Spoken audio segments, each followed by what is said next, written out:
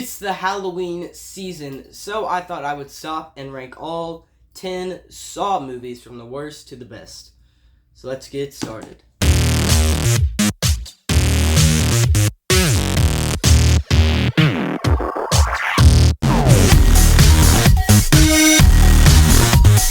What is going on, everybody? Welcome back to Geek City. I hope you guys have been enjoying this October. I've been ranking a ton of different, horror franchises, and you may be wondering, why didn't you cover, Hellraiser, Halloween, Nightmare on Elm Street, the Universal Monsters? Why didn't you rank all those franchises? Texas Chainsaw Massacre. Why did I cover any of those? Because I don't want to rank all the franchises this year, because then I don't have any videos I can do next year for Halloween. So this year you got Scream, Terrifier, Saw, and then I did Jason Voorhees Friday movies in September for Friday 13th. So that way there's stuff I can do every year. I'm not just ranking them all this year and then bam, I got nothing else I can do. So that's why. So yeah, it's been really fun. The reviews have been doing pretty good for all of these rankings. So if you enjoyed, as always, show some love in the comment section, like, subscribe, all that crap. And let's not waste any time. As always with these videos, this is just my opinion. Let me know how you would rank these. Let me know how you would rank these movies in the comment section down below. Let's not waste any time to get straight into this. With number 10, Spiral, the Book of Saw. This is kind of a different style of Saw movie. It's kind of connected, but not really. You don't really need to see the first 8 films before seeing this one. It's kind of its own thing. It's mainly just focused on the cop aspect. It's taking away the trap stuff. It's mainly just the cop elements. I don't think this one's very good. It's not really funny. I know it's Chris Rock, who is a comedian. A lot of the jokes here don't land. Some of them are funny, but a lot of the jokes here don't really land for me. And this is the only Saw movie that I find boring. Even the Saw movies that aren't good, still entertaining with good kills and traps. This one doesn't have any of that. It's just the cop aspect minus the good traps and all that. So it's just boring. It's not very good. It's cool to see Samuel L. Jackson talking about Jigsaw, though. That's cool. Number 9, Saw 5. This one I found was, good enough. My main issue with this movie isn't even involving the plot. It's the fact that the antagonist and protagonist look alike. So it gets very confusing. Because you have Detective Hoffman, the antagonist, and you have the Stroff dude, or Detective Sean, or something. It starts with an S. They look alike, so I keep getting them confused. So this is a movie where Jigsaw's apprentice is trying to cover his tracks. Detective Hoffman's has a good run here from Saw 4 through 7. And so this is kind of his movie. It's good enough. I feel like the traps in this one, the traps are a lot weaker in this movie. So it's missing a lot of the memorable stuff, but it's still good enough. I don't despise it or anything. Number 8 is Jigsaw. This is kind of when they relaunched the franchise after a couple years off. It's like Saw, but kind of with a modern spin. So the issue with this movie is the twist ending. The traps in here are good, with the heads. You're stuck in there. You have to pull and sacrifice a bit of blood, or else you're gonna get blah, blah, blah, blah, blah, all that stuff. But the twist in this movie about the apprentice and how most of this movie takes place in the past, and some of it doesn't, but it's like a twist, because you're like, how is Jigsaw still alive? And it's revealed that it's a prequel, but it's that'd be obvious. Hopefully that's kind of obvious. I was hoping you'd go in that direction, because if not, then you're just messing up the timeline. So it's good, so that because of the twist ending, they're having to change all these things. It feels like the twist ending doesn't really connect that well with the rest of the story. They don't really fit very well. So I feel like a lot of the credibility is just kind of okay, I didn't buy into that twist very well. Number 7, Saw 3D. This was the conclusion to the first few movies. They all are one giant soap opera. That's what I appreciated about those first 7 films, is they do connect. Characters that you are just minor in one scene, and one of them will now be a lead character. It really is a saga franchise. And this is the conclusion to that. Kind of tying together some loose ends, with Dr. Gordon, who's in the first film by Carrie Elwes, and he disappears, and you're where'd happen to him? This is when Detective Hoffman, who we've been following the last couple of films as the apprentice, has just become a full-on slasher. He's just going around killing people, like Jason Voorhees or something. And this at the time was probably the most brutal one, where we actually get to see the reverse bear trap in action and everything. But it's still not perfect. I feel like I don't love some of the directions that they go in here. It gets a little cheesy. Number 6, and I want to mention this is when they start to get the ones that I actually do really like.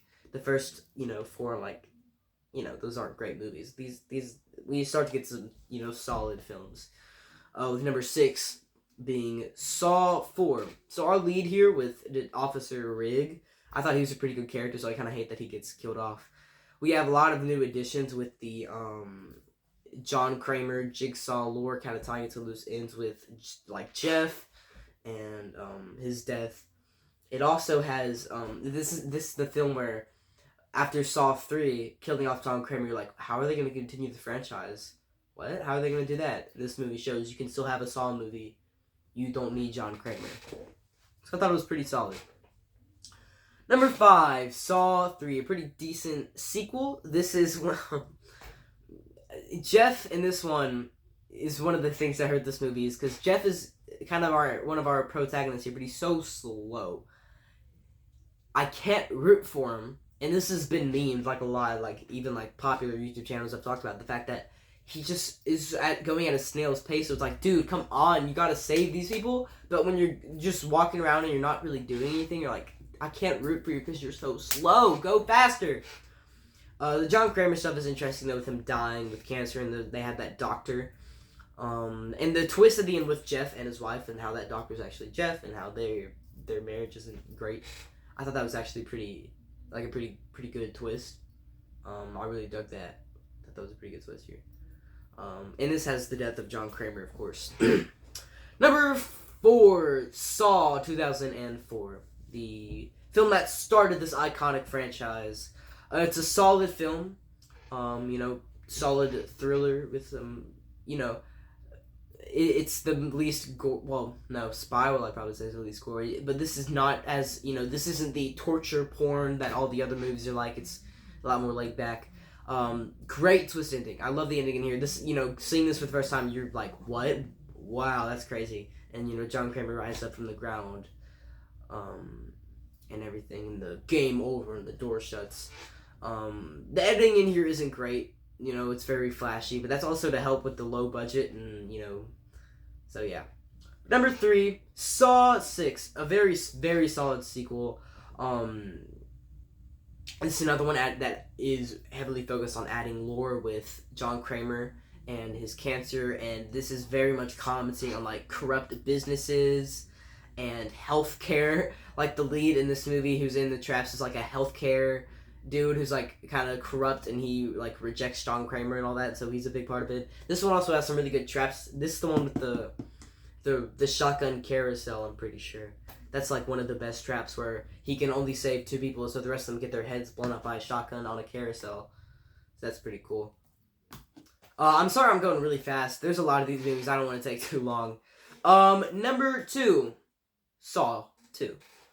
This was better than the first one in every way, with just better characters, with our lead detective in here, who I hate that they killed him off in Saw 4, and his son, and a lot of interesting characters with all the criminals, the drug dealer and all them, and how there's this gas, and they have to free before they die to this gas. And you get more John Kramer, so that's cool. This movie, in the first one he's a dead body. Dead bodies aren't actually dead, but you know what I mean. He's in the trap, and in this one he's actually involved, and this one has a lot better traps than the first one. But number 1, this isn't controversial. I feel like most people agree with this. This is Saw X, the newest one. This is a prequel in between the first and second one that helps flesh out John Kramer, because John Kramer is a character where he's such a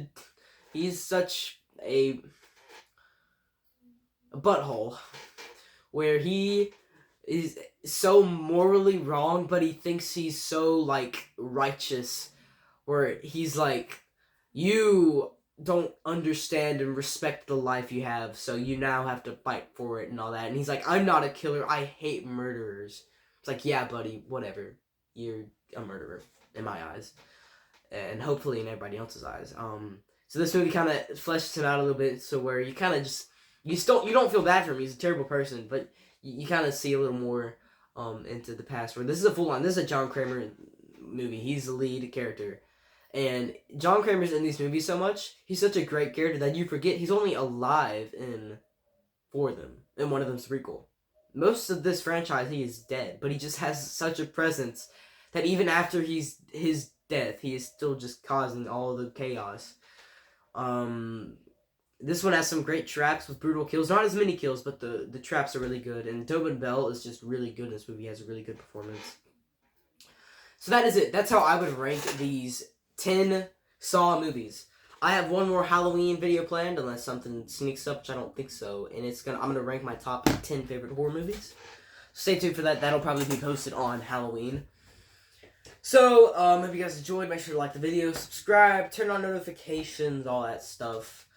And as always, stay geeky.